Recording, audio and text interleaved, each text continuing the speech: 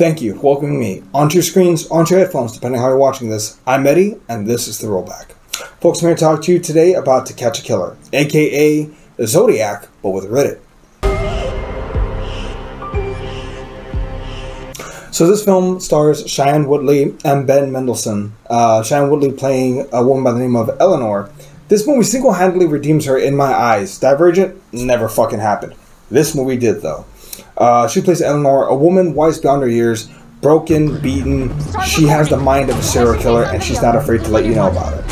One night on New Year's Eve, 29 people are shot in a single night in a mass shooting.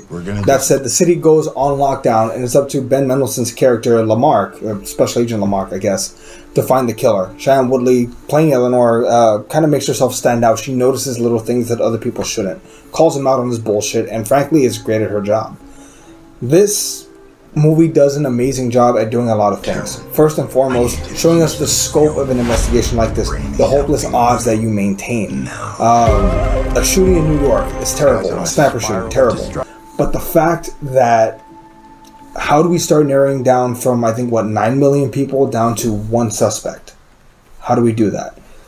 And even if you take out the women, the children, even if you take out people above a certain age or below a certain age, like, how do you continue to narrow it down? It takes us into that role, and frankly, to me, they do a great job. They don't just show you the investigation part of it, they show you the bureaucratic bullshit that they have to deal with politicians and trying to keep a city safe.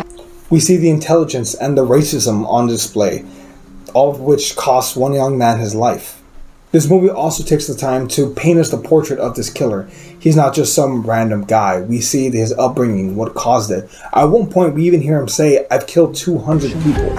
You guys didn't start noticing until I started killing important people. Until I started shooting up New York, all of a sudden you're on my ass. I killed a lot of homeless people. No one ever gave a damn." To which, yeah, that's a damning indictment on society. It's not until it's my problem that it becomes a problem. There's also several smart points in this film that get brought up by Eleanor. At one point, they have a list of people who may have access to the gun, to the sniper rifle that they believe, did the shooting and whatnot. She asks, what do the ones in yellow stand for? And the guy replies, being a smartass, oh, that means they're dead. That probably means they have a pretty good alibi. And she responds, well, yeah, but a weapon like this would be a nice inheritance, wouldn't it? To which, her boss says, that's a good point. That's a damn good point. She thinks outside the box in this way. She thinks the way a killer thinks. At one point, someone says, oh, he got scared or he got bored, shooting, or, oh, he's a murderer. He's killing people like crazy. He's crazy. She says, no, he's swatting flies. He's swatting mosquitoes. And Lamarck asks her, why did you say that? And she says, because, if he felt bad, he would have stopped at 1 or 2. But he enjoyed it, but he only got his fill. But she makes a point of saying, when you're hungry, no matter how good the food is, you stop eating when you're done. But eventually, he'll get hungry again. Honestly, just outstanding. A great peek. Working for the Bureau?